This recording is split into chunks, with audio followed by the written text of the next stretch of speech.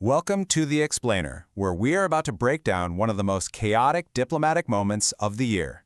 So before we dive in, do us a huge favor and smash that subscribe button. It really helps the channel out. Okay, let's get into it. You heard that right. That is a real quote from a top American diplomat aimed at a room full of reporters.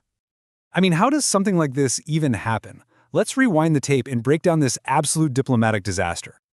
Okay, so our story starts in Beirut, Lebanon during a super tense diplomatic mission.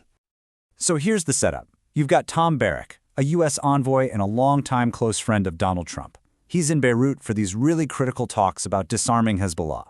And obviously the press is there, waiting to hear what's going on.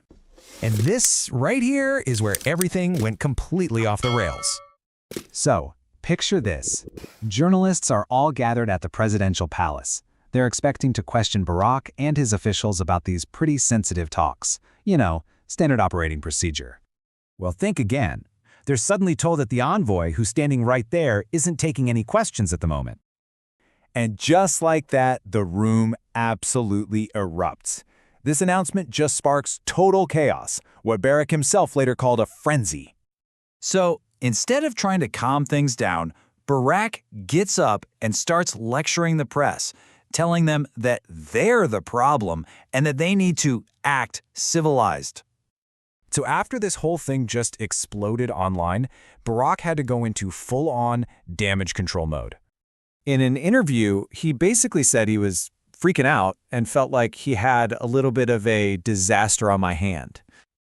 Okay, but what's so wild is the total contradiction here.